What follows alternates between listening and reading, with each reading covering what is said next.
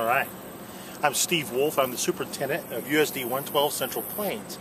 And we're standing here in the Bushton Community Garden. It's kind of a combination of our school and the community that has got together and created a garden to feed anybody.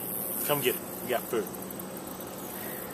And a little bit about the types of, since we can't see it all on camera here. Well, you know, we start off, everybody loves tomatoes. They talk about that being a gateway fruit and vegetable, and so we started with a ton of tomatoes, and we started building boxes to be able to grow vegetables in, and you'll see some of the boxes on the film. You'll also we harvested all our corn, so right now we got a real nice weed patch where the corn was. We had a lot of corn, we had a lot of rows of corn, and we had a lot of melons, and we had a lot of squash that the squash bugs love. And so we didn't get a lot of that, but we have in the past. And we're going to experiment with some different things to be able to take care of that. What we need is some chickens, you know, to kind of take care of those for us. But we'll figure out from there. Eggplants, well, you name it. We're just trying to plant it and grow it and allow people to eat it. Great. And what type of plots, raised beds? You know, on our raised beds, we've decided to. We went 12 inches deep because my wife said we need to go 12 inches on the board. I don't think we need to go quite that deep. That'll be an argument between my wife and I. You can read about it in the paper. But it's, you know, and so our other ones we're building 8 or 10 inches deep. But these beds we build out of 2 by 12, 8 foot by 4 foot beds. And we put it in compost and good soil and mix it up, and we'll continue to add compost to that. Our goal was to be able to have pure soil, so we would never have a weed. So we got a grant, and we got this pure soil. And as a community effort, we had people jump in and help us. So where we sit here used to be a huge sand pit. We had a guy come in here, shovel out all the sand, and bring in new soil, and which is great. Well, we had a guy come in and to be able to move the dirt in, so we wouldn't have to shovel it in. And he scooped up the dirt, and when scooping up, he scooped up all the stuff underneath it we wanted to keep out and dumped it in our boxes. It saved us a lot of work, but we got some work, a little work weeding, not quite as bad. But anytime you're a community effort, you have to be able to accept the good, the bad, and the ugly, and realize everybody's trying to do the best they can. And so we got these boxes, and we started planting them and watering them, and they were really a novelty to the community. No one had ever seen boxes like this, and now you can drive around the community and you see these beautiful boxes. People went home and they started making their own boxes to be able to grow vegetables in. And so we're going to grow with that concept. We put in 8 of them this year. We'll try to add at least another 8 a year for a while at this garden, and we're going to try to do the same. And we've got boxes already built at the schools in our district, so the kids can fill them with good soil and good compost, and they can have the gardens and be able to eat their fruits and vegetables. The fruits come here, the tomatoes here. You'll see the FACS classes come down, and they'll be cooking with these. They'll be cooking with other things that they harvest out of here from our schools as well. You'll see the lunch program that'll be on the salad bars that we have. The FACS classes last year was funny. The high school came down and they harvested a bunch of stuff, took it back, and they learned canning, which I think is an awesome skill. And they canned hundreds of cans of jars of pizza sauce and 100 jars or more of salsa. They took it to the football game, started selling it to raise money for their FCCLA. And they came down here and learned a way that they could make some money. They learned about how to store and save food. They learned where the food comes from. They harvested the food. That particular group wasn't involved in planting or watering, but they came down and helped us out by harvesting it and putting it to good use. And that's what we want. We want our kids to be able to do this, to be able to have this skill. When times get rough later in life, that they'll be able to take care of those things for their family, for themselves. And we think it's an important skill, as a lot of things that we teach our kids that are important for them as well. Great. And you talked you mentioned the compost. Talked a little about pile container, how you... Yeah, you know, composting is kind of interesting.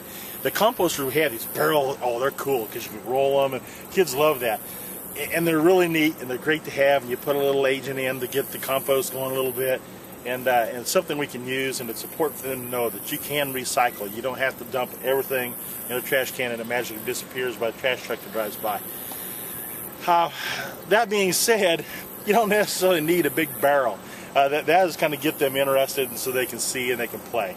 You can get you a compost pile going about anywhere. You fence it off, pile it in, mix it around a little bit, you can grow soil.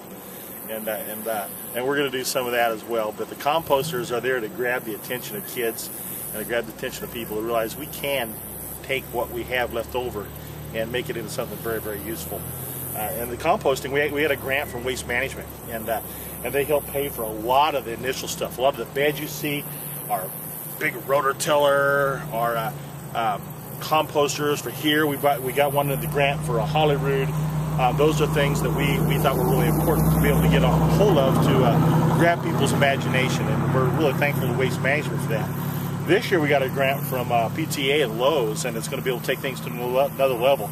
Increase this one, be able to do more at our schools, and hopefully be able to get some fruit trees going as well. That's one of the things we want to try to find some perennials that we can run with, rather than just having just stuff that are harvested during gardening season.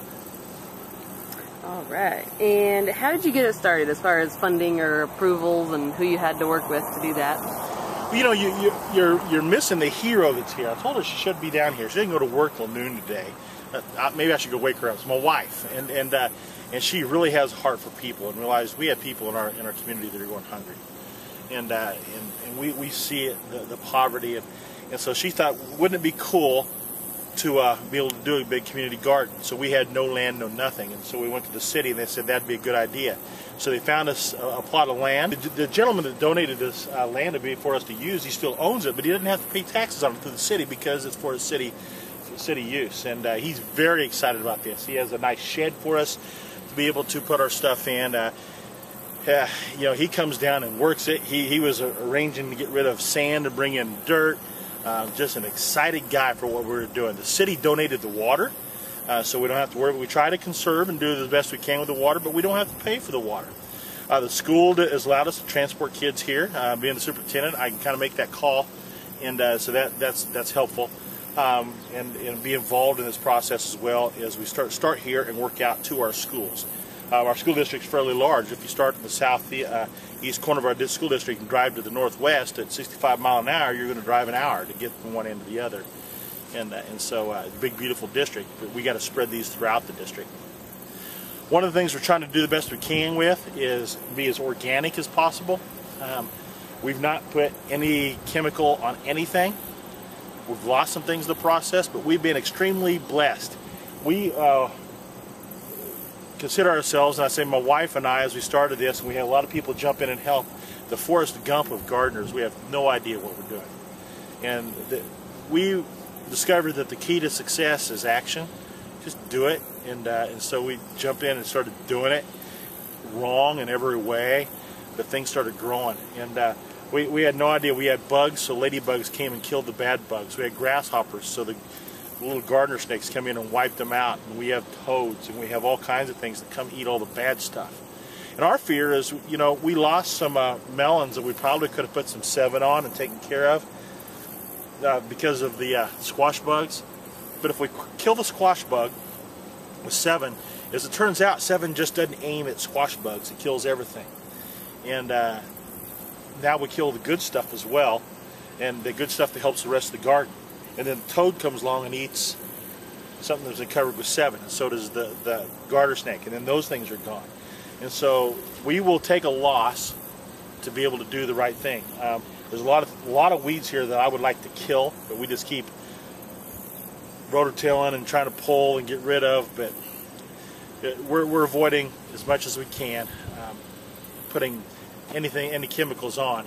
We're going to Forrest Gump our way through this thing and figure out kind of where we're going and what we're doing, and the students will as well. We want our students to understand that success lies on the far side of failure.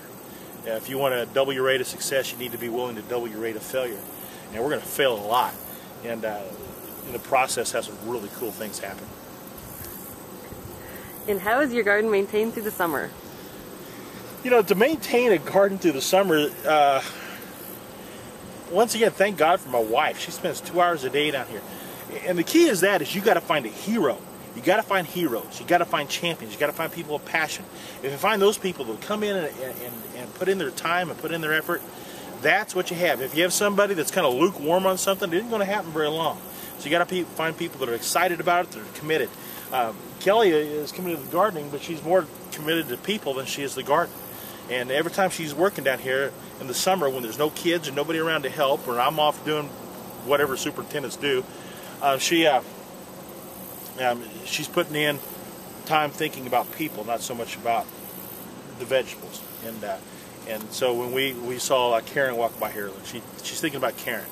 And she's thinking about some of our older population that may not be eating so well. She's thinking about the kids down the street that they got to that last week before that welfare check comes in. What do I eat that week because the money's gone? And so that's what you think about. You got to find people that are passionate, love people, love to work the land, and if you do that, you're good to go in the summer. If you don't have that in the summer, you can have a really nice weed patch, and some tomatoes will grow up in there anyway. And I know you talked about this a little bit already, but I'm going to ask you again.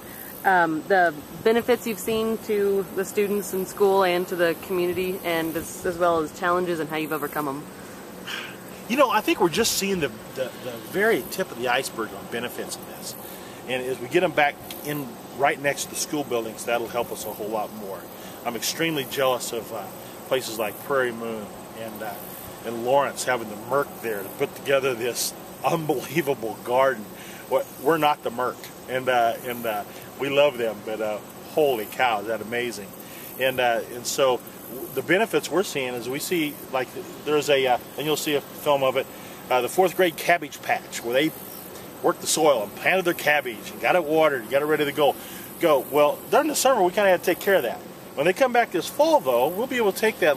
The lettuce has pretty much all been harvested, but the cabbage, we're going to take that and work with that in our school lunch program. And they're going to eat their cabbage and harvest their cabbage, and it'll be a big deal. And you know what? It's kind of a neat thing because now they'll try cabbage because they grew it. If we put cabbage out there that we got from the store, just that shipped in from the valleys of California, they're not eating cabbage. But they'll try it otherwise. And you'll see a lot of the other vegetables and things that are out there. The kids had a chance to be involved in working the soil and put it together. We're really thankful to we had, a couple big high school kids that helped put together our boards to be able to have our raised beds and have them around the district, and even the raised beds here. Tanner Wolf and Chris Wolf worked a lot on that and putting those together. And we had a lot of other kids come running around, and so we see the benefit. The kids can see the benefit. They see a harvest on their work, and what they're learning. A lot of times, at school, you can cram for a test, and you get results, and it goes on.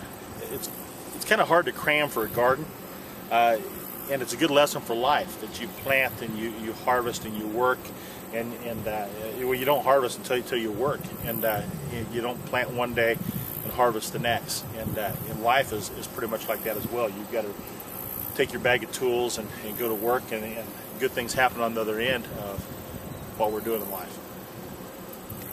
And what kind of challenges you faced and how you've overcome those? The challenges I face in life in this garden, here, I'll show you. Can you follow me? I sure can. Right here. This guy. If we can figure out how to eat this, we're good to go. All this pigweed and stuff like that, that's our challenge, and we'll figure that out. But we have had such support from our community providing the water, support from the landowners to be able to have the land to come in and even make it better for us. That's huge. And another challenge we have is just our ignorance. Like I said, we're the Forrest Gump of gardeners, and we're learning as we go. We're trying some things that may be really dumb, but we may run into something that really works, and so we're working on that pretty hard. The other challenge would probably be the summer, and that's the question you get a lot. And the answer to that is simply passion and love. People that are passionate about what the garden and love people. And if they do that and be able to sacrifice some of their time that they could enjoy sitting on a porch, sipping a nice cold iced tea, maybe a little lemon in it, that sounds good. To sacrifice that time to be able to come down and do that.